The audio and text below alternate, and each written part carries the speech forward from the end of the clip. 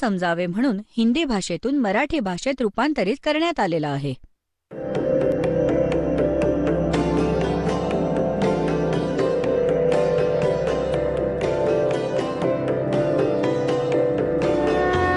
और ज्ञान सब ज्ञानडी कबीर ज्ञान सो ज्ञान और जैसे घोड़ा तोब का करता चले मैदान. जगद्गुरु तत्वदर्शी संत रामपालजी महाराजांचे अमृत वचन सर्व पवित्र धर्मांच्या व पवित्र शास्त्रांच्या आधारावर. हजूर महाराज सावंत सिंहजींनी 20 मार्च 1948 मध्ये एक रिटायर्ड इच्छापत्र रजिस्टर्ड इच्छापत्राद्वारे सरदार बहादूर जगतसिंहजींना आपले वारस नियुक्त केले. 20 मार्च 1948 मध्ये सावंत सिंहजींनी आपला उत्तराधिकारी केले सरदार जगतसिंह आणि 2 एप्रिल 1948 मध्ये निजधामी निघून गेले. आता झाली ही गोष्ट, पुढे ठीक आहे. आता हे लक्षात ठेवा की बाबा सावंत सिंहजी 2 एप्रिल 1948 मध्ये मरण पावले आणि जगतसिंहजींना आपला उत्तराधिकारी म्हणजे नामदान देण्याचा अधिकारी केले. मग इथे सच्चा सौदा शिरसाच्या स्थापनेत लिहिले आहे की 2 एप्रिल 1949 श्री शाह मस्तानाजी खेमामलजींनी आणि बाबा सावंत सिंहजींच्या आदेशानुसार डेऱ्याची स्थापना केली. त्या दिवशी नाम देऊ लागले त्यांच्याकडून आदेश प्राप्त करून. ते तर 1 वर्ष आधीच मरण पावले होते, दाखवतो. हे पहा, सद्गुरु के परमार्थिक करिश्मे एक पुस्तक आहे जे सच्चा सौदा शिरसामधून प्रकाशित आहे. भाग पहिला आणि याचे संग्रहकर्ता पूज्य हजूर महाराज गुरमीत सिंहजी, डेरा सच्चा सौदा शिरसा हरियाणा.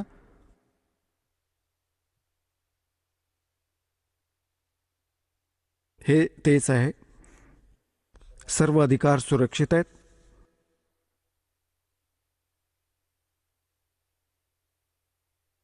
हे तेच पुस्तक आहे. सद्गुरु के परमार्थिक करिश्मों का वृत्तांत. हे तेच संग्रहकर्ता तेच आहेत. आणि हे छापलं कुठून आहे? प्रकाशक आहेत इंद्रसेन प्रबंधक, डेरा सच्चा सौदा शिरसा हरियाणा भारत. हे छापलं कुठे आहे? इंद्रसेन प्रबंधक, परमार्थ उपदेश प्रिंटिंग प्रेस, डेरा सच्चा सौदा, बेगू रोड, शिरसा हरियाणा भारत इथून. याच्या 27 पानावर घेऊन जातो तुम्हाला. हे आहेत श्री परमसंत शाह मस्तानाजी महाराज यांनी नारा लावलाय, धनधन सद्गुरू तेरा ही आसरा. आणि बघा लांबून संपूर्ण चित्र बघा महापुरुषाचं. हे किती चांगले आत्मे होते, परंतु अडकले या नकलींमध्ये. आता इथे यांचा थोडासा इतिहास आहे. परमपूज्य बेपरवाह मस्तानाजींच्या पावन आयुष्याची झळक. परमसंत बेपरवाह मस्तानाजी, गाव कोटडा, तहसील गंधेय, रियासत कुलाईत, बलुचिस्तानचे रहिवासी होते. त्यांच्या वडिलांचे नाव पूज्य श्री पिल्लामलजी होते, जे त्यांच्या गावातील शहाजी म्हणजे शेठजी होते. त्यांच्या पूज्य माताजींचे नाव त्यांच्या पूज्य माताजींचं नाव पूज्य तुलसाबाईजी होते. ठीक आहे. आता इथे बघा, विक्रमी संवत 1948 सन एवढे कार्तिक पौर्णिमेला कुळमालक प्रभू परमात्म्याने बेपरवाह मस्तानाजींच्या रूपात पूज्य माताजी श्री हे यांनी वेगळे विक्रम संवत होते 1948. विक्रमी संवत 1948 सन 1891 मध्ये कार्तिक पौर्णिमेला कुळमालक प्रभू परमात्म्याने बेपरवाह मस्तानाजींच्या रूपात पूज्य पिताश्री पिल्लामल जींच्या घरी जन्म घेतला. ते क्षत्रिय वर्णाशी संबंधित होते. आता 27 पानावर, आता आपण 27 पानावर वाचत आहोत. इथं लिहिलंय की बेपरवाहा मस्तानाजींनी म्हणजे खेमामलजींनी संगतच्या वारंवार विनंतीमुळे म्हणजे संगतीच्या आग्रहामुळे आणि बाबा सावन शहाजींच्या हुकमाने एप्रिल 1949 मध्ये नामदान द्यायला सुरू केले. अक्कल बघा यांची.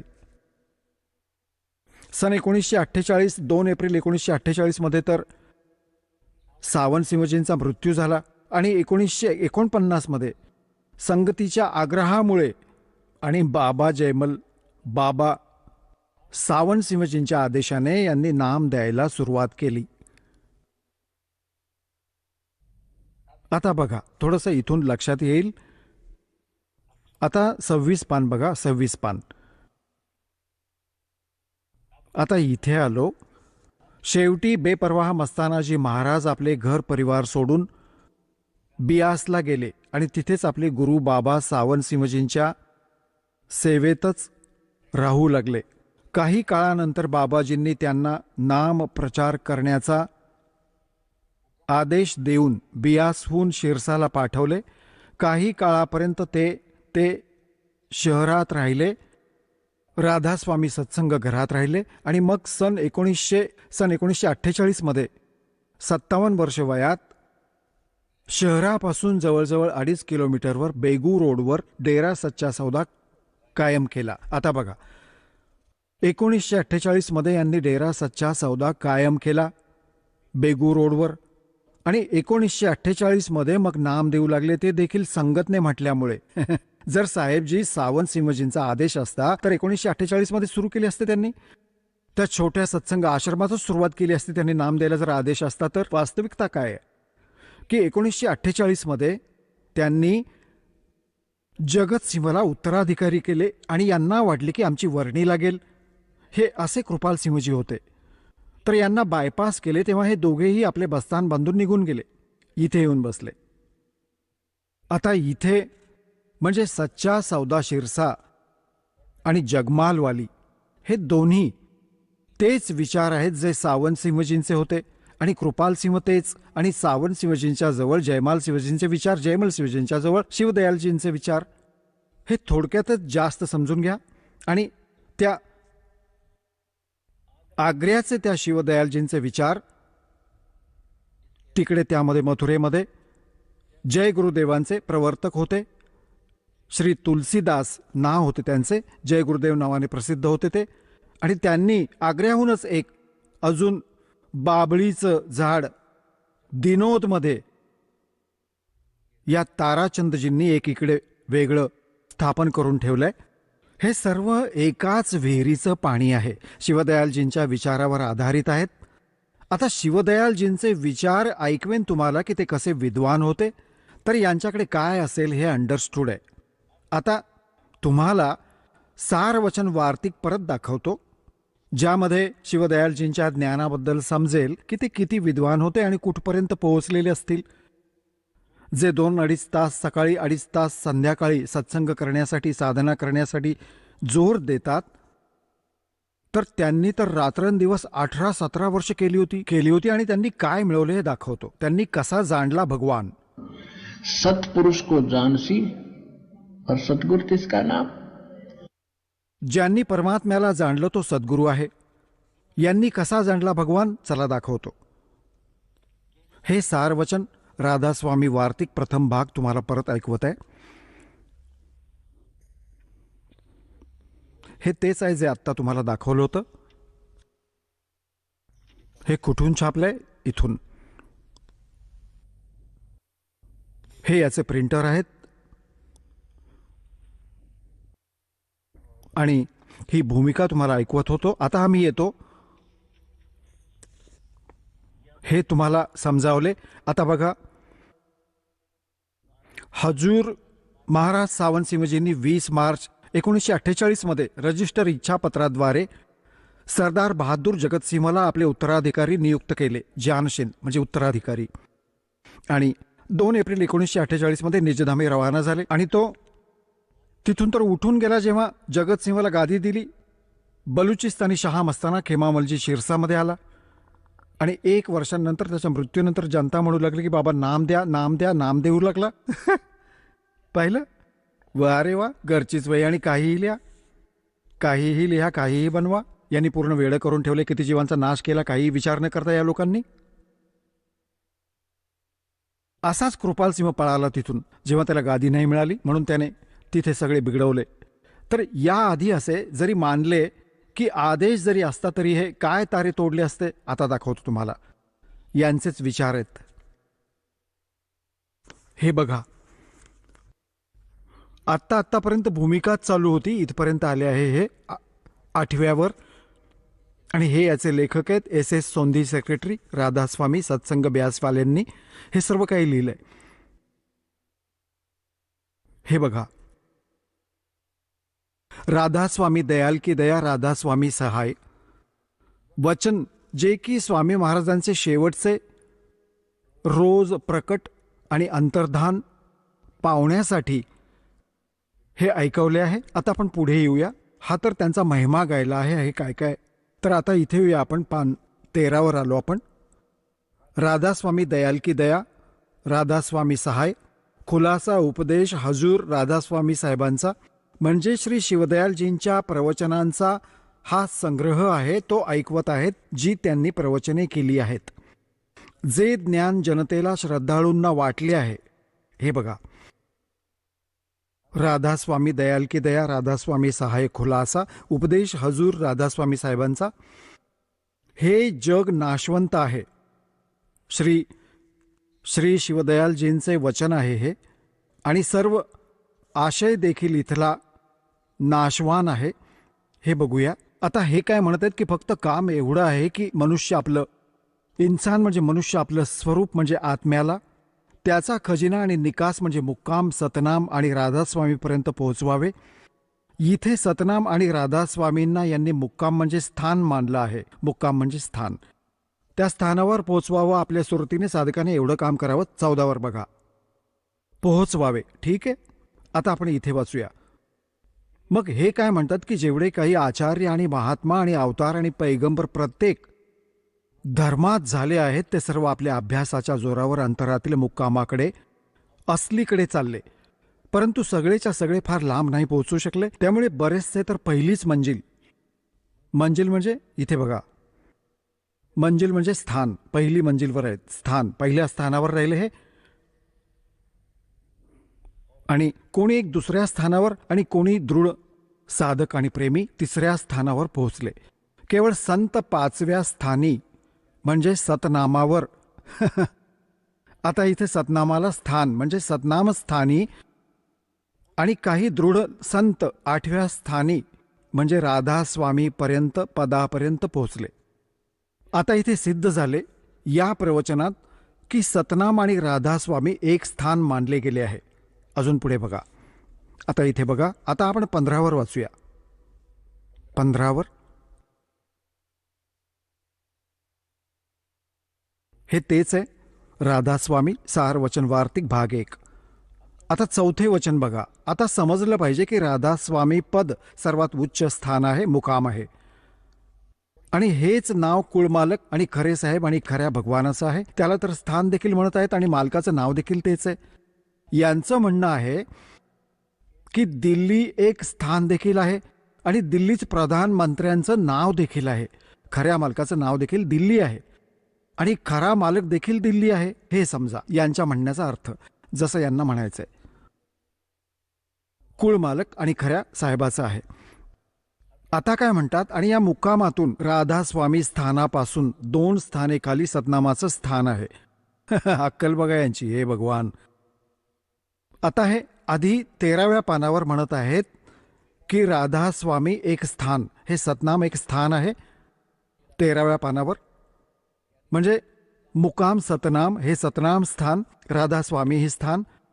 आणि मग 14व्या पानावर हे काय म्हणत आहेत यांनी की दृढ साधू पहिल्या स्थानी राहिले आणि काही 5व्या स्थानी पोचले म्हणजे सतनामावर. 5वे स्थान, केवळ संत 5वे स्थान म्हणजे सतनामावर पोचले. मंजिल म्हणजे स्थान. इथे सतनाम स्थान आहे आणि इथे काय म्हणत आहेत बघा.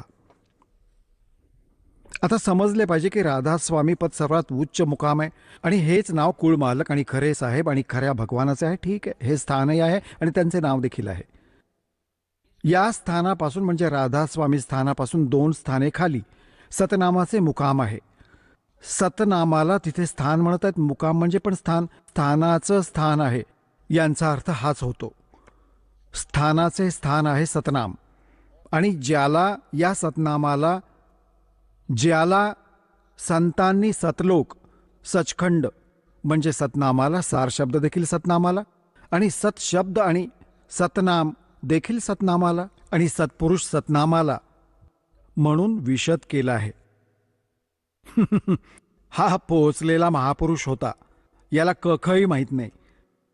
सतनाम काय आहे? सतनाम एक 2 अक्षरी मंत्र आहे, ज्यात एक ओम आहे, एक तत आहे. आणि हे त्यांना हेच नाही माहिती की हे सतनाम काय आहे, सचखंड काय आहे, सार शब्द काय आहे आणि सारनाम काय आहे आणि सतनाम काय आहे आणि सत्पुरुष आणि सतलोक काय आहे, हे सगळे एकच सांगत आहेत. हे यांचं एवढंच ज्ञान आहे. ड्रायव्हर देखील कारला म्हणतात, पेट्रोल देखील कारलाच म्हणतात आणि रस्ता देखील कारलाच म्हणतात आणि शहर देखील कारलाच म्हणतात. तर त्या माणसाला किती ज्ञान आहे? ती कार आणि त्या जे व्याख्यान सगळ्यांना ऐकू इच्छित आहे, ही परिस्थिती शिवदयालजीची आहे, जो राधास्वामी पंथाचा प्रवर्तक. आणि जसे हा जयगुरुदेव पंथ, दिनोद भिवाणीवाला पंथ, ताराचंदवाला आणि सच्चा सौदा शिरसा आणि जगमाल वालीवाला आणि कृपाल सिंहवाला, मग कृपाल सिंहचा चेला ठाकूर सिंहवाला, हे सगळे या शिवदयालजीचे चेले आहेत, ज्यांचे हे ज्ञान आहे. सतलोक सचखंड सारनामाविषयी तो काय म्हणत आहे? सतनामाला सतनाम देखील म्हणतात, सत्पुरुष देखील यालाच म्हणतात, सारनाम देखील यालाच म्हणतात, सार शब्द देखील यालाच म्हणतात आणि सचखंड देखील यालाच म्हणतात.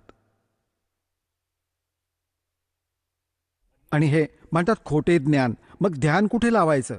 ये बाद विदा चतुराई. तुमचं ज्ञानच 0 आहे. बघा, प्रॅक्टिकल थिअरीवर असतं, जे लिहिलेलं असतं त्यातून प्रॅक्टिकल केलं जातं. तुमची थिअरीच चुकीची आहे तर प्रॅक्टिकल ऑटोमॅटिकली चुकीचं झालं, कारण त्याने आपला अनुभव लिहिला आहे, ती थिअरी झाली. त्या थिअरीच्या आधारे तुम्ही पुढे सर्व करत आहात, तर थिअरीच चुकीची आहे तुमची. तर तुमचे सगळे आयुष्य व्यर्थ गेले आणि ज्याचा परिणाम म्हणजे तो कोणते मंत्र द्यायचा? 5ही नामे काळाची. आता दाखवतो तुम्हाला. बघा, हे घट रामायण आहे, तुलसी साहेब हाथरसवाल्यांचे. प्रथम भाग, वेलविडियर प्रिंटिंग वर्क्स, इलाहाबाद येथून छापलंय. घट रामायण भाग 1, तुलसी, सद्गुरू तुलसी साहेब हाथरसवाले यांनी रचलेलं. हे 2 भागात बनलेलं आहे, जीवनचरित्र सहित. आता याच्या आपण जाऊयात 27 पानावर. हे बघा, भेद पिंड आणि ब्रह्मांडाचे, हे 27 पानावर. अंतर गुफा तहां चल जाऊं. हे विवरण आहे यात. अंतर गुफा तहां चल जाऊं और जहां अंतर गुफा तहां चल जाऊं जहां साहेब के दर्शन पाऊं. 500 नाम जीव जब भाख्या और 6वां नाम गुप्त कर रख्या. है आता 5 पेक्षा वेगळं 6वं नाव अजून आहे. और 500 नाम काल के जानो तब दानी मन शंका आनो. निर्गुण निराकार निर्मानी धर्म राय 5 बखानी. जीव नाम निज गह विचारी जान बूझ दानी झखमारी. 500 नाम काल के जानो तब दानी मन शंका आनो. आणि म्हणतात मग 5 नाम जीव जब भाख्या 6वां नाम गुप्त कर रख्या. हे 6वं कुठे आहे? मग यांच्याकडे नाहीये. मग काय सांगितलंय की दानी सुन विधि बात हमारी हम चल जावा पुरुष दरबारी.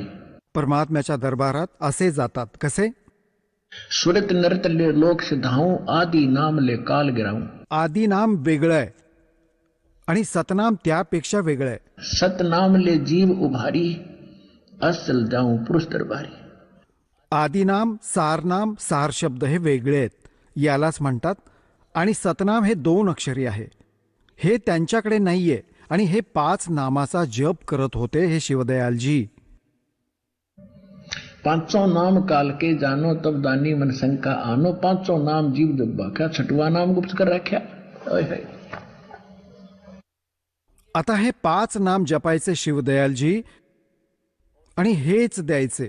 आता या सच्चा सौदा शिरसावाल्यांनी थोडीशी चतुराई केली. कोणी यांना टोकले की तुम्ही गोष्टी करताय सतलोक सचखंडाच्या आणि नामे काळाची जपत आहात.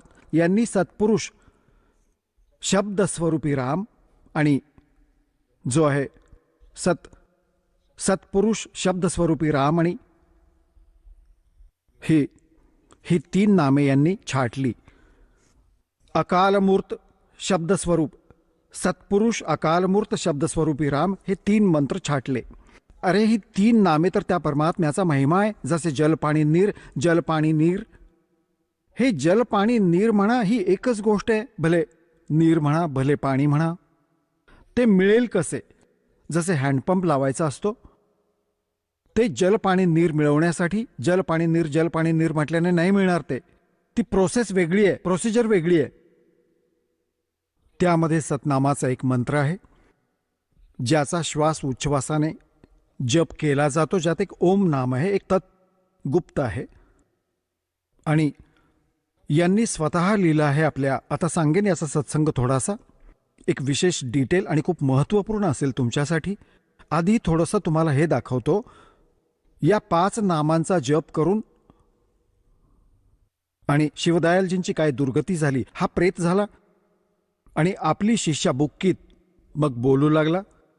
सांगा बाकीच्यांचे काय हाल होणार जेव्हा यांचा प्रमुख भूतप्रेत होऊन भटकत आहे.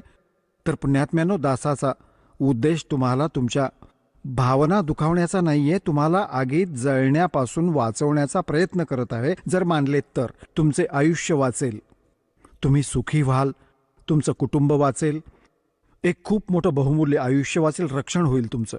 हे बघा जीवनचरित्र महाराज, जीवनचरित्र स्वामीजी महाराज, राधा स्वामी ट्रस्ट इथून. हे बघा इथून आहे हे. स्वामीजी स्वामी दयालजी, राधा स्वामी दयाल के दया, राधा स्वामी सहाय, जीवनचरित्र स्वामीजी महाराज. लेखक लाला प्रताप सिंह शेठ उर्फ चाचाजी महाराज. हा त्यांचा धाकटा भाऊ होता प्रताप सिंह शिवदयालजींचा. आणि प्रकाशक राधा स्वामी ट्रस्ट, स्वामीबाग आग्र्याहून. सर्व अधिकार सुरक्षित ट्रस्टद्वारे सुरक्षित आहेत. हे केव्हा छापलंय? 17व्यांदा 5000 प्रती 17व्यांदा छापलंय 2006 मध्ये. त्या अगोदर किती छापले असतील 17व्या वेळी. आणि राधा स्वामी ट्रस्ट, स्वामीबाग आग्र्याहून. आणि कुठून छापलंय? अर्पण प्रिंटरी, राधा स्वामी चेंबर, भालेज रोड, आनंद. हे आहेत स्वामीजी करून घ्या दर्शन. परमपुरुष आणि पूर्णधनी स्वामीजी महाराज, हजूर स्वामीजी महाराज.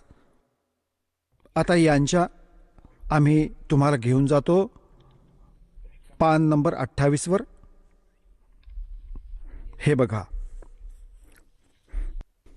28 वर. स्वामीजी महाराजांचे कोणी गुरु नव्हते आणि ना कोणाकडून त्यांनी परमार्थाचा उपदेश घेतला. ठीकच झाले. गुरु बिन माला फेरते, गुरु बिन देते दान, गुरु बिन दोनों निष्फल है, चाहे पूछो वेद पुराण. आता परमात्मा आदरणीय गरीबदास साहेबजी परमात्म्याला भेटले आणि जेव्हा त्यांना परत सोडले तेव्हा काय म्हणाले होते?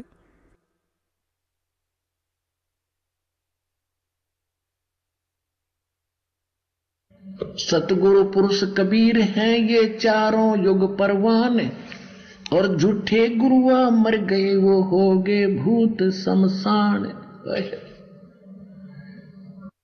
परमात्म्याची वाणी आहे की परमात्मा गरीबदासजी म्हणतात की केवळ खरा सद्गुरू केवळ एक कबीर साहेब आहेत. त्यांनी जे ज्ञान दिले त्याच्या आधारे भक्ती केली तर सर्व सफलता मिळवाल. और ये झूठे गुरुआ मर गए फिर हो गए भूत मसान. आता हे गुरु यांचा कोणी नव्हता, यांचा कोणी गुरु नाही. आणि साधना सगळी 5ही नावे काळाची जपतात आणि जपवतात. मग काय बनला? भूत होणारच होता. बघा पान 78 वर. जीवनचरित्र स्वामीजी महाराज, 78 आता इथे यांचे 71 नंबरचे वचन आहे. आता बुक्कीजीची, की जी शिब्बोजीची धाकटी बहीण आहे, थोडीशी परिस्थिती लिहिली जाते. या शिब्बोजीच्या काही वर्षांनंतर स्वामीजी महाराजांच्या चरणी आली होती ही मुलगी.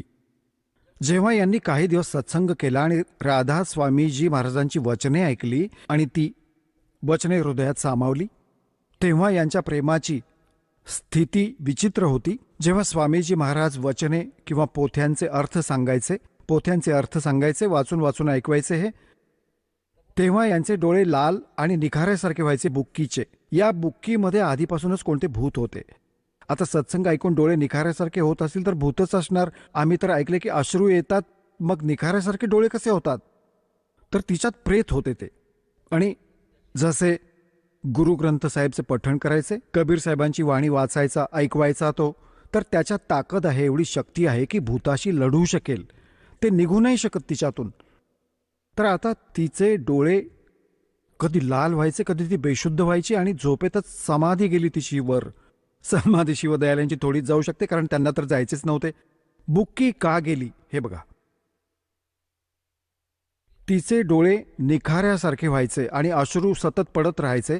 खूप वेळपर्यंत, म्हणजे तासनतास वचनांची नशा राहत असे, बेशुद्ध होऊन पडून राहायची. पुढे बघा.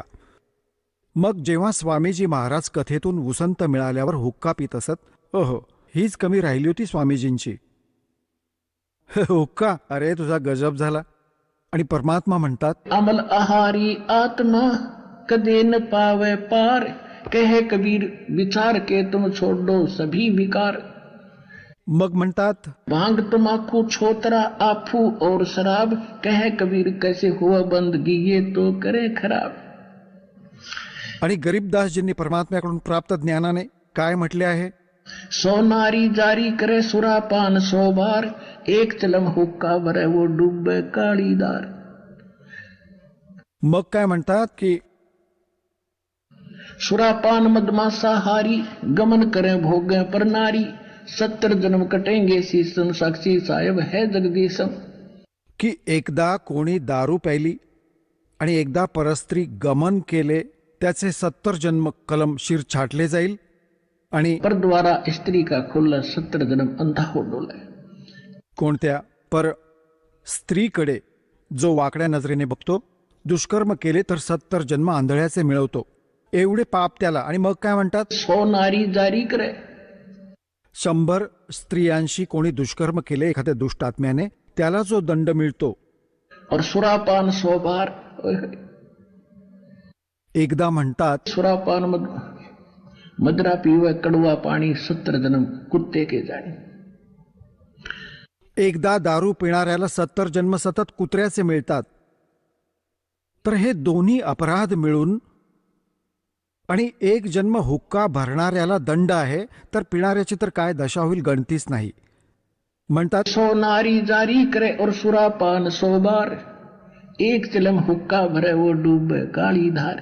जर एवढे पाप आहे हुक्का आणि बिडीमध्ये, आणि हा पीत असे आणि नाम चुकीचे, तर ही दुर्गती याची ऑटोमॅटिकली स्वाभाविकच आहे, होणारच होती. आता बघा, स्वामीजी महाराज कथेतून उसंत मिळाल्यावर हुक्का पित असत. या अभ्यासाचा रस घेत असताना किंवा कथा सांगायला बसत असताना बुक्कीजी महाराजांच्या चरणाचा अंगठा तोंडात ठेवत असे. तासन तास चरणामृताचा रस घेत असे. आणि जेव्हा कोणी डोके टेकवण्यासाठी शिवदयालजीच्या चरणी यायचा, बाजूला करू पाहायचा, तेव्हा हिला चरण सोडावेसे वाटत नसे. आणि डोके टेकवणाऱ्याला सांगितले जायचे की तुम्ही दुसऱ्या चरणावर डोके टेकवा, या तृष्णेला हाकलू नका, आता सोडा हे. हिने तिच्या शरीराचे हे हाल होते. 8-8, 9-9 तास रोज भजन करत असत. ही बेशुद्ध होऊन पडत असे, जिच्यात भूत होते.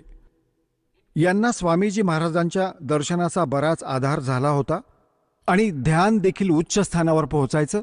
बघा अक्कल.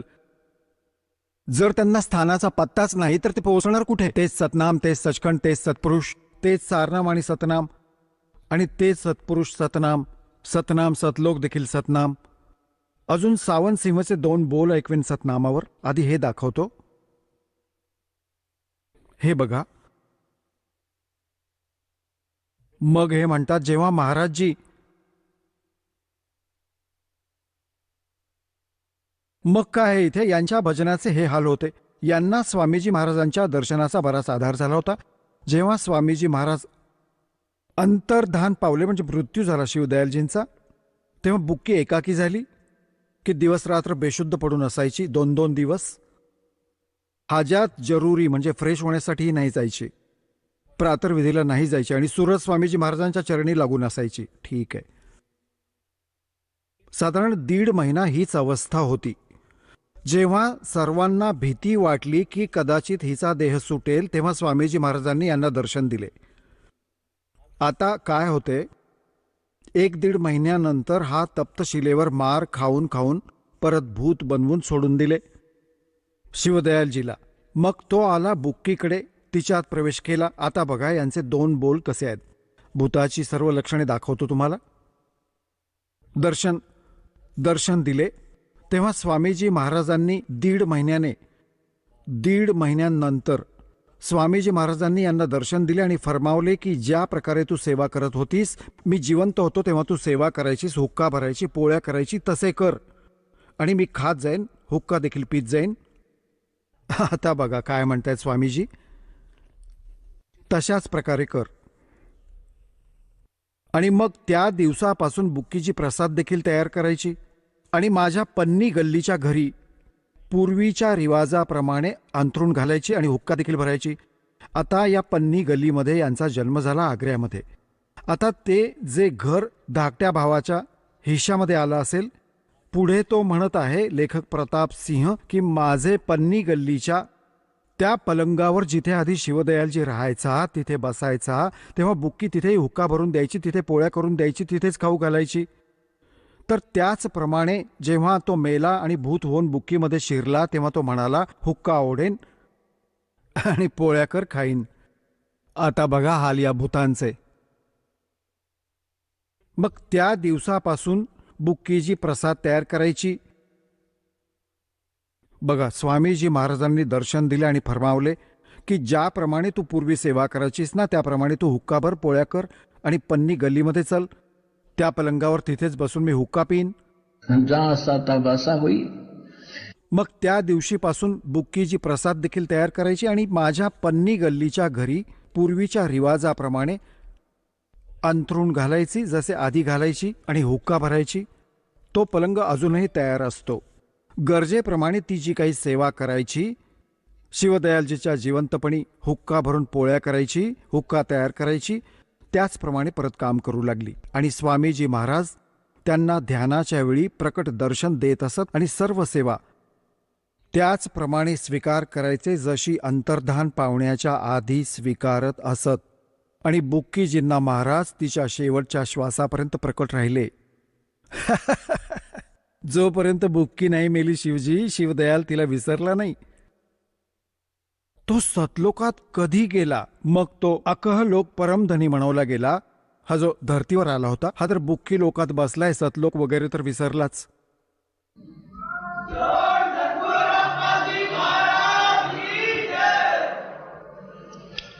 आता परत बघा,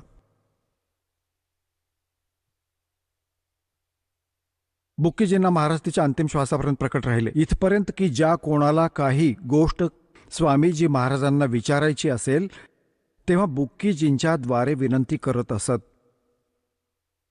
आता बुक्कीजीमध्ये इंटरनेट लागले आणि तिने ऑन करून बोलणं केलं. ते भूत आले, विनंती करते, म्हणते बुक्की बोलते, बुक्कीमधूनच बोलत असे तो. कमाल आहे. आता पहा, म्हणजे इथे कशी सारवासारव केली, म्हणजे बुक्कीजी अभ्यासाच्या वेळी स्वामीजी महाराजांना प्रकट करून त्यांचं प्रतिरूप होत असायची. या गरजवंतांना लेखक म्हणतोय, मलाही जेव्हा केव्हा गर्दीच्या वेळी भीती वाटायची किंवा कोणतं संकट यायचं आणि अक्कल काम नाही करायची द्यायची, तेव्हा बुक्कीजी मार्फत स्वामीजींचा सल्ला घेत असे. आणि जसा सल्ला असेल त्याचप्रमाणे बंदा शिरसावंद्य करायचा. जशी आज्ञा द्यायचे शिवदयालजीचे भूत, त्याचप्रमाणे काम करायचा तो. आणि अशा प्रकारे रायसाहेबांनी देखील मौज केली होती. बुक्कीजींच्या मार्फत 2-4 वेळा सल्ले मागून घेतले होते. अंडरस्टूड शहाण्याला संकेत पुरेसा आहे हे भूत बोलत असे या बुक्कीमधून. आणि हा हात जोडून विनंती करायचा आणि हे भूत म्हणायचं असं करा. जसं आधीचं ज्ञान होतं तसं परत सांगू लागला. एक भक्त सांगत होता की माझ्या काकांनी राधास्वामी यात होता पंथात 20-25 वर्ष भक्ती केली. 2.5 तास सकाळी 2.5 तास संध्याकाळी, हा बराच वेळपर्यंत तसूभर देखील नाही हलायचा वरती चादर टाकून. मग तो मेला.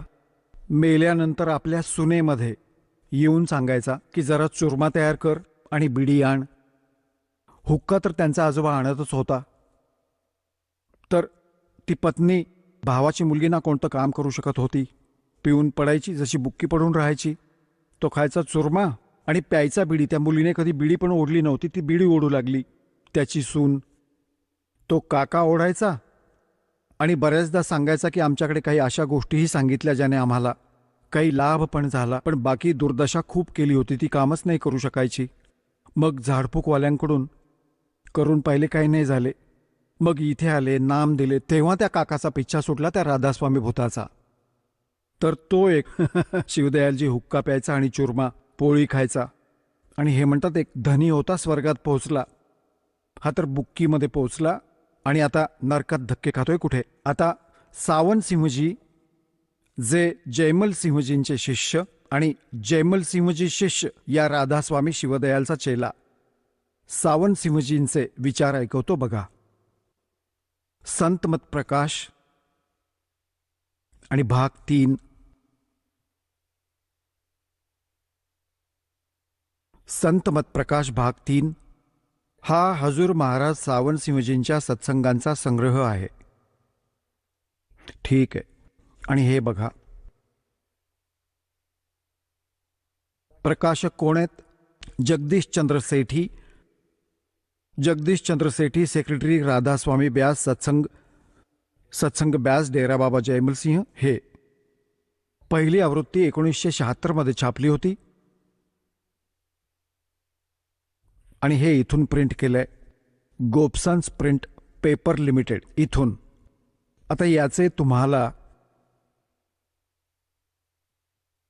बघा 102 पानावर बघा.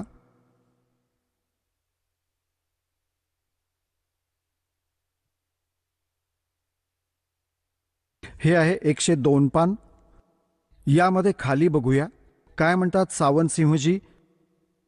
हे म्हणतात, सत्पुरुष सतनाम कहाई ही वाणी आहे शिवदयालजींची आणि उकल करत आहेत जयमल सावनसिंहजी. आणि ही वाणी आहे शिवदयालजींची. सत्पुरुष सतनाम कहाई और सतलोक निज जिन निज पाया आई. बघा, सत्पुरुषाला सतनाम म्हणतात, याचा अर्थ हा आहे. आणि सतलोक मग आपण मिळवला. आता बघा, सावनसिंहजी म्हणत आहेत की पहिला राम दशरथाचा पुत्र होते, जे त्रेतायुगात झाले, अवतार होते. आले आणि आपली ड्युटी करून निघून गेले. परंतु आता आपल्याला नाही भेटू शकत, आपले काम नाही करू शकत. आणि जो घटाघटात व्याप्त आहे, तिसरा राम ब्रह्मा आहे, जो साऱ्या त्रिलोकाला निर्माण करतो आणि पालन आणि विनाश करतो. आणि चौथा राम सतनाम आहे, हा खरा राम आहे. अरे देवता, तुझं डोकं फिरलं? आलं लक्षात यांचं? आता तीच शिवदयालजीची बोली बोलत आहे. हे की शिवदयाल तो तर म्हणत आहे की चौथा सतनाम, सचखंड किंवा सतनाम हा चौथा लोक आहे. आणि हा म्हणतो की सतनाम हा चौथा राम आहे. सचखंड किंवा सतनाम. आता बघा 102 पानावर हा म्हणत आहे की 102 पानावर याच्या भाग 3च्या के सचखंड किंवा सतनाम हा चौथा लोक आहे. हे सतनाम चौथा लोक आहे.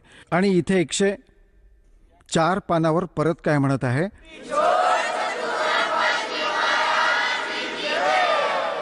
चला आता आपण त्या श्रद्धाळूंचे अनुभव जाणून घेऊयात, ज्यांनी जगद्गुरू तत्वदर्शी संत रामपालजी महाराजांकडून दीक्षा प्राप्त केलेली आहे, तसेच त्यांच्याद्वारा सांगितलेल्या भक्ती मार्गावर चालत आहेत. नमस्कार. नमस्कार. आपलं नाव? गोरख मुकादम खामकर.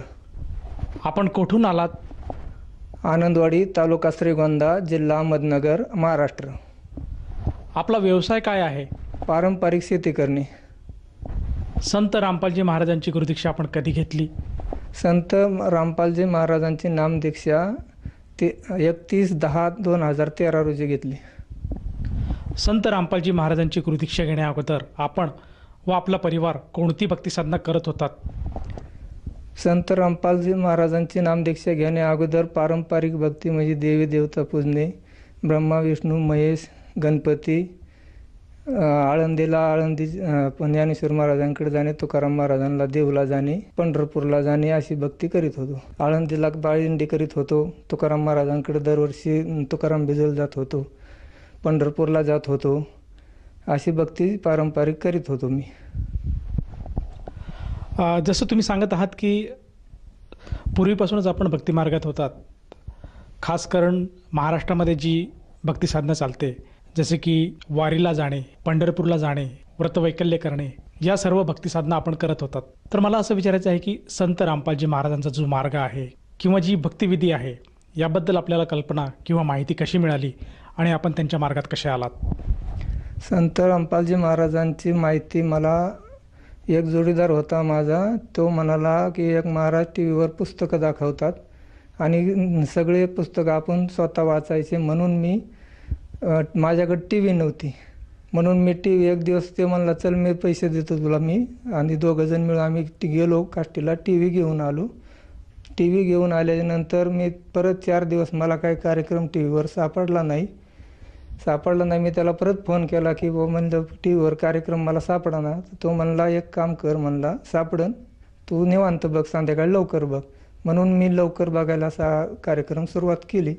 ते 7:30 ते 8:30 कार्यक्रम चालू होता. तो कार्यक्रम मी पाहत राहिलो 2011 पासून कार्यक्रम पाहता आम्हाला काय तिकडे जाण्याचा मार्ग सापडाना. 2013 पर्यंत मी टी व्हीच पाहत राहिलो. टी व्ही पाहत असताना सगळं ज्ञान झालं, पण जाण्याचा मार्ग सापडाना. मग तिथं कसं जावं लागेल, कसं काय करावं लागेल, त्या शोधात भरपूर फिरलो मी. पण त्या म्हणजे त्या मार्गातलं मला काही सापडायला राज्य नव्हतं, महाराष्ट्र सोडलेला नव्हता. मग मला काय तिथं जाता यायला ना. अशा स्थितीत मग त्या एक वाडीत आमच्या एका जगतकडे पुस्तक होतं. ते पुस्तक भेटलं, त्याच्यावर पण नाशिकच्या भगतजींचा फोन नंबर होता. त्यांना फोन केल्यावर ते म्हणले तुमच्या नगरला आहेत म्हणले, त्यांच्याशी तुम्ही कॉन्टॅक्ट करा, मी नंबर देतो म्हणले मी त्यांचा. आणि मग त्यांच्याकडून नंबर घेतल्यावर त्यांना फोन केला पण मी तिकडं काय जाण्याला मार्ग भेटाना लवकर. म्हणून नगरला एक दिवस गेलो आम्ही. नगरला गेल्यावर तिथं बसलो, तासभर चर्चा केली. त्याच्यावर 2 महिने परत लांबले. मग ते म्हणले आम्हाला जायचं आहे, तुम्ही येता का आमच्याबरोबर? म्हणलं आम्ही ठीक आहे यायला मारा तुमच्याबरोबर. आश्रममध्ये गेल्यावर नामदीक्षा तिथं गेल्यावर आतमध्ये गेलो. सुरुवातीला तिथं पाहिलं सगळं आश्रमचं, एकदम व्यवस्थित वाटलं की बुवा तिथं म्हणजे बघायची, इथं या, तिथं बसा, म्हणजे सगळे प्रेमभावाने बोलायचे. किंवा तिथं जेवणाची व्यवस्था, कुठल्याही गोष्टीची कमतरता नाही, एकदम प्रेमभावाने सगळं चालायचं. आणि तिथं मग बघायची म्हणले दुसरे आमचे म्हणले की तुम्ही आता नामदीक्षा घ्या.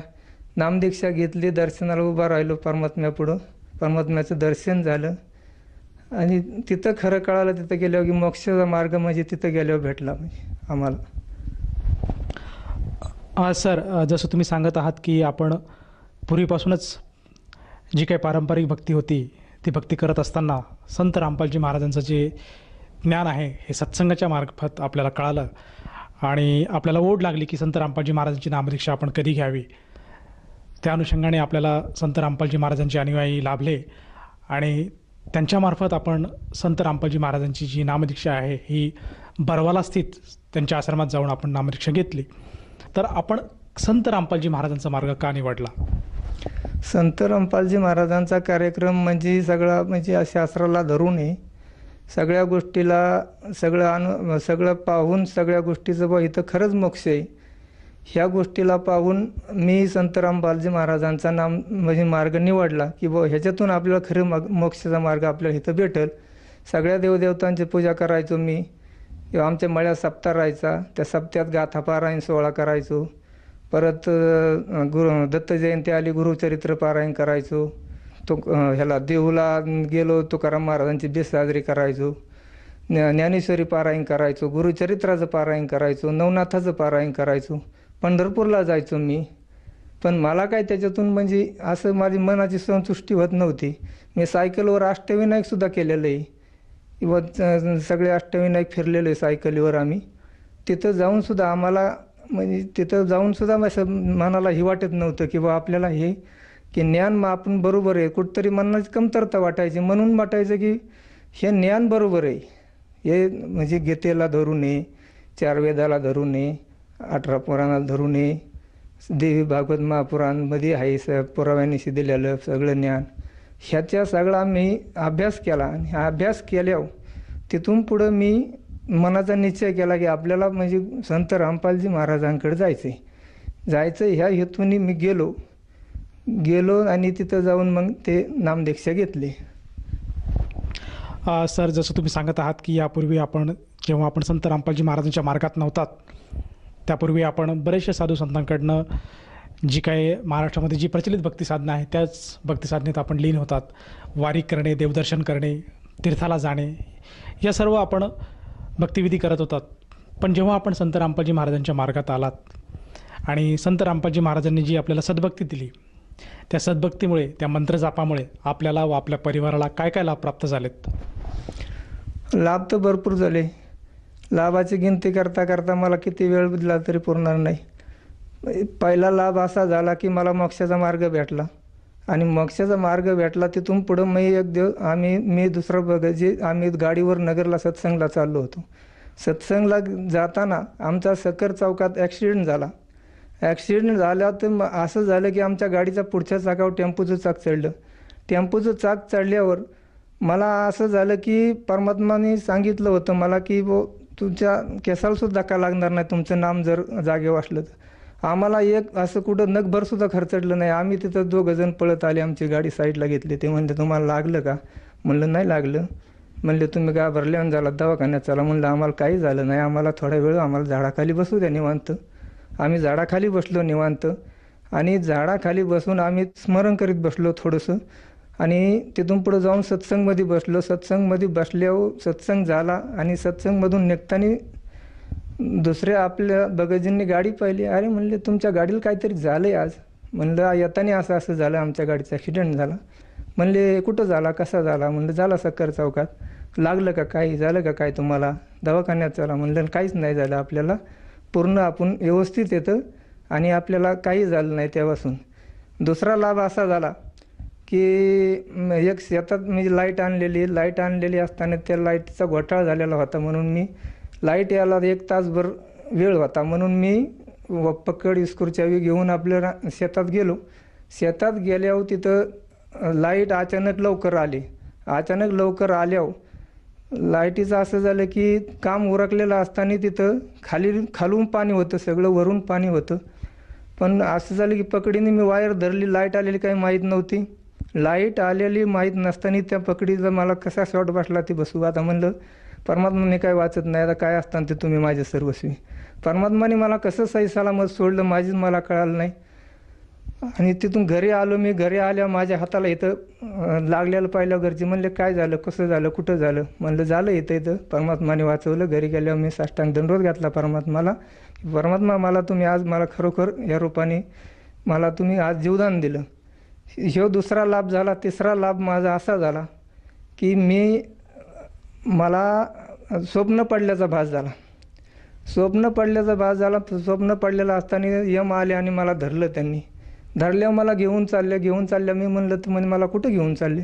ते म्हणले तुझं आयुष्य संपलं बाबा. म्हणले तुझं आता चल, म्हणले तुझं काय इथं खरं राहिलं नाही. मग ह्या हेतून मी म्हणलं असं होऊ शकत नाही. म्हणलं कसं काय? म्हणले परमात्मा सांगते तुमचं नाम जर जागेवर असेल तर तुम्हाला काहीच होऊ शकत नाही. ह्या हेतून मी काय की मग मला बऱ्याचशा वर नेलं त्यांनी. त्यात मला झटापटीत मला काय ते सोडित नव्हते कसेच आणि मी त्यांना झटापटी करायचो. ह्याच्यात त्यांनी मला काय केलं, लय जाम घट्ट पकडून धरल्यावर मी काय सुटाना, मी अंजाडा भिंजाड त्यांच्याबरोबर करू लागलो. ते काय ऐकणार मला. मी म्हणलं आता आणि मग त्याला तेवढ्यात आठवलं की परमात्माने आपल्या सदनामाचा जाप करायला सांगितलं होतं. अशा टायमात सदनामाचा जाप सुरू केला. असं परमात्माच्या कृपेने त्यांनी मला सोडून दिल्यावर मला ते माझा जीव ह्याच्या शरीरात येऊन आदळला. शरीरात येऊन आदळल्या, मला दुसऱ्या दिवशी उठायला यायना, नीट बसायला यायना. म्हणलं असं काय झालं आज, नेमकं काय कळाना. म्हणलं असं कधीच झालं नव्हतं. मग मला आठवल्या ते, मग परमात्मा मला परत मी दंडवत घातला. परमात्मा म्हणलं तुमची मला खूप कृपा झाली, मग तुम्ही मला आजसुद्धा वाचवलं म्हणलं. तिसरा लाभ असा झाला की परत एक मी सकाळच्या वेळेस मी मशीनला खायला आणायला गेलतो, रानात कडवाचं वजं घेऊन येत होतो. येता येता वायरीवर पाय पडला, पण मला ओढल्यावानी झालं. पण परमात्माने परत तिथं मला असं पुढं ढकलून दिलं की पण तिथून बी मी सुटलो परत परमाच्या ह्या कृपेने. मग एवढे लाभ झाले परमात्माच्या कृपेने की मला जीवनदान परमात्माने परत दिलं. नाही तर मी आज ह्या भक्तिमार्गात जर नसतो तर मला जीवनदान राहिलं नसतं माझं. ह्या पृथ्वीतला मी नसतो आज. एवढी परमात्माने माझ्यावर कृपा केली आज. सर, जसं तुम्ही सांगत आहात की संत रामपालजी महाराजांच्या सद्भक्तीमुळे आपल्याला व आपल्या परिवाराला बरेचसे लाभ प्राप्त झालेत. खास करून आपल्याला जीवनदान मिळालं आहेत. बऱ्याचशा ॲक्सिडेंटमधून, दुर्घटनेमधून संत रामपालजी महाराजांच्या सद्भक्तीमुळे आपण आज सही सलामत बाहेर आलेले आहात. तर ह्या अनुषंगाने आपण जो इतर भगत समाज आहे, जो आपल्याला टी व्ही चॅनलच्या माध्यमातून बघत आहेत, त्यांना खास करून आपण काय संदेश द्याल? जो समाज हा टी व्ही बघतोय, सगळ्यांना माझी एक विनंती किंवा हे जन्म परत नाही. ह्या जन्म घेण्यासाठी 84 लक्ष येऊन फिरावं लागते. मनुष्य जन्म भेटत नाही लवकर.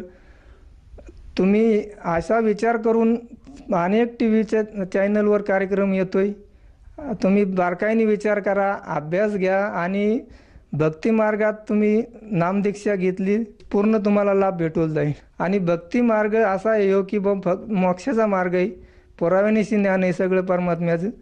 आणि ह्याच्यात कुठलीही अडीअडचण येत नाही. नेमात राहून भक्ती केली, आजारी असेल कोणाचं काय असेल, सगळे मार्ग सुटतात हळूहळू. सगळे भक्तिपथून लाभ होतात, त्यात काही अडचण राहत नाही. ह्या हेतूने मला एक सांगायचं आहे की तुम्ही परमात्म्याच्या शरणेत ह्या हेतून या की पहिला मोक्षाचा मार्गाचा विचार करा. आणि ज्यांना खरंच काहींना सापडत नाही मार्ग, अशांनी अनेक चॅनलवर टी व्हीचा कार्यक्रम येतो, त्यांनी तो कार्यक्रम बारकाईने पाहावा आणि सगळा विचार करून नामदीक्षा घ्यावी. सर, जसं तुम्ही सांगत आहात की संत रामपालजी महाराजांच्या दयेने आपल्याला बरेचसे लाभ प्राप्त झालेत आणि त्या अनुषंगाने आपण श्रोत्यालासुद्धा एक आवाहन करत आहात की आपणसुद्धा संत रामपालजी महाराजांचं ज्ञान ऐकून त्यांची ही सद्भक्ती जी आहे ती स्वीकारायला हवी. मला असं विचारायचं आहे की आपण एक शेतकरी कुटुंबातून आहात आणि आजचा जो शेतकरी आहे, हा शेतकरी त्रासलेला दिसत आहेत समाजामध्ये. आज आपण जर बघितलं टी व्ही चॅनल्सवर किंवा वर्तमानपत्रामध्ये, तर बरेचसे बातम्या अशा येतात की कोणी शेतकरी, अमुक नावाचा शेतकरी आहे, तो कर्जापोटी त्यांनी आत्महत्या केली, त्याने आत्मदहन केलं. त्याचप्रमाणे त्याला बाजारभाव भेटत नाही मालाला आणि वेगवेगळे कायदे आज शासनामार्फत शेतकऱ्यांच्या काही कायदे निर्माण झालेले आहेत, त्यालासुद्धा शेतकरी आज विरोध करताना आपल्याला बघायला मिळत आहेत. तर असं असतानासुद्धा आपण संत रामपालजी महाराजांच्या मार्गात आहात आणि आपल्याला ह्या जो आज शेतकरी वर्ग जो त्रस्त आहे, तो जो वर्ग आहे आणि आपल्यामध्ये काही समानता किंवा बदल आहे का? बदल घडल्याशिवाय मी सांगतो ना, या भक्तीत मी शिरल्यापासून पाण्याची पाण्याची अडचण सुटली माझी. भक्तीत आल्यापासून माझी म्हणजे ट्रॅक्टर घेण्याची ऐपत नव्हती. परमात्म्याने मला ट्रॅक्टर दिला किंवा शेती व्यवस्थित होईल. आणि ह्या नवीन कृषी कायद्याविषयी जे चाललं आहे त्यात भरपूर अडचणी आहेत. कोणी कर्जबाजारी म्हणून आत्महत्या करीत असेल तर आत्महत्या करायची गरज नाही. परमात्म्याच्या जर शरणात आला तुम्ही तर हे पूर्ण ब्रह्मा येतं आणि हिथं शरणात आल्यावर तुम्हाला कुठलीही चिंता करायची गरज नाही. परमात्मा आपोआप सगळी चिंता सोडून सगळे भक्ती मार्गाला व्यवस्थित राहिलं तर सगळी चिंता सुटते आपोआप. आणि सगळ्या भक्ती म्हणजे असं की सगळ्यांची समस्या काय असतील ते सगळ्या पूर्ण एकदम योग्य ठिकाणी आपल्याला भक्ती सापडल्यामुळे सगळं निवारण पूर्ण होते. आत्महत्येची गरज होत नाही किंवा काहीच नाही. परमात्म्याचं असं म्हणणं आहे की पूर्ण ब्रह्माच्या शरणात जर तुम्ही आले तर तुमचं पाप कर्म मी सगळं काटून टाकील. तुम्हाला कुठल्याही प्रकारची शंका राहणार नाही आणि शंका न राहिल्यामुळं तुम्ही कुठल्याही गोष्टीला प्रवृत्त होऊ शकत नाहीत. आणि तुम्हाला एवढं सुख प्राप्त होईल की तुम्हाला काही कुठलीही अडचण येऊ शकत नाही.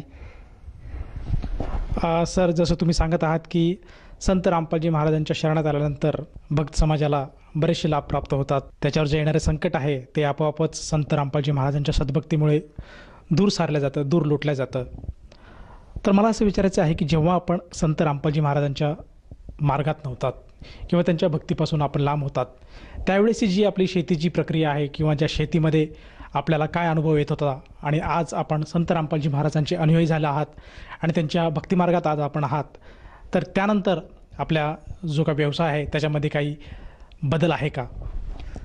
सगळा बदल तर पूर्ण सगळा झाला. शेतीत उत्पन्न काय व्यवस्थित निघत नव्हतं. शेतीत आज उत्पन्न भरपूर निघतं. 2 एकर लिंबुनीची बाग आहे. पाणी नव्हतं, पाण्याची समस्या सुटली. आज जित्राबाईत घरी ऊस आहे, कांदा लावला आहे आता. म्हणजे पाणी असं प्यायला सुद्धा राहत नव्हतं उन्हाळ्यात. अचानक पाणी कमी पडायचं आणि सगळं जळून जायचं. आज परमात्म्याच्या कृपेने बोरला पाणी लागले. पाणी लागल्यावर सगळे पिकं आज व्यवस्थित येतं. आणि व्यवस्थित असताना दुसरी गोष्ट अशी की जे पाणी परमात्माने दिलं, हे पक्कं पाणी दिलं, ते कुठल्याही गोष्टीत म्हणजे किती जरी उन्हाळा झाला तरी कमी पडत नाही. सगळ्या गोष्टीतून म्हणजे सगळ्या प्रश्नातून मी सुटत चाललो आहे. पूर्णपणे माझा विश्वास आहे की पूर्ण परमात्मा इथे आणि सगळ्यांना म्हणजे व्यवस्थित एकदम भक्ती देण्यात येते यांच्याकडून. सर, जसं तुम्ही सांगत आहात की संत रामपालजी महाराजांची भक्ती ही पूर्णपणे शास्त्रांच्या आधारावर आहे आणि त्यापासून मानव समाजाला आज बरेचसे लाभ प्राप्त होतात. तर ह्या अनुषंगाने जर एखाद्या भगत आत्माला किंवा एखाद्या श्रद्धाळूला संत रामपालजी महाराजांची नामदीक्षा घ्यावीशी वाटत असेल तर तो व्यक्ती संत रामपालजी महाराजांची नामदीक्षा कशी घेऊ शकेल? ज्या श्रद्धाळूंना नामदीक्षा संत रामपालजी महाराजांची घ्यायची, त्यांनी अनेक चॅनलवर कार्यक्रम चालू येतं. त्या कार्यक्रम चॅनलवरती पावा, त्याच्यातून सगळं मार्ग भेटतात. तिथं फोन नंबर असतात त्यांचं. त्या पुस्तकात बी नंबर आहेत नामदीक्षा घेण्याला. आणि त्याच्यावर जर तुम्हाला फोन केले तर फोन तुम्ही केल्यानंतर तुम्हाला लगेच तिथं जिथं तुमच्या जिल्ह्यात ठिकाणी नामदान केंद्र आहे तिथं जाऊन तुम्ही नामदीक्षा घेऊ शकता. सर, जसं तुम्ही सांगत आहात की आज संत रामपालजी महाराजांच्या दयेने महाराष्ट्रामध्ये प्रत्येक जिल्ह्यामध्ये नामदान केंद्राची सुविधा उपलब्ध आहे आणि जर साधकाला संत रामपालजी महाराजांची नामदीक्षा घ्यावयाची असेल तर आज आपल्या टी व्ही चॅनल्सच्या माध्यमातून जे टी व्हीवर जे काही मोबाईल नंबर फ्लॅश होत आहेत किंवा जे मोबाईल नंबर आज चालत आहेत त्या कुठल्याही नंबरवर संपर्क साधून ते व्यक्ती नामदीक्षा घेऊ शकतो जवळच्या नामदान केंद्राची माहिती मिळून. परंतु मला असं विचारायचं आहे की या नामदीक्षेसाठी त्या व्यक्तीला किती रुपये मोजावे लागतील किंवा किती पैसे त्या गोष्टीसाठी त्याला मोजावे लागतात?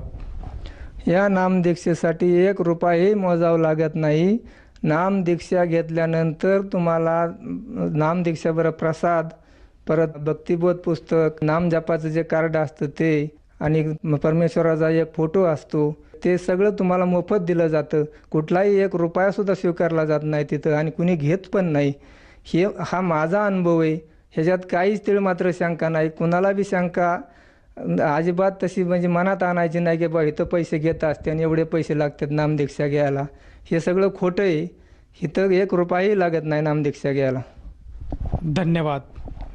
सतसाहेब.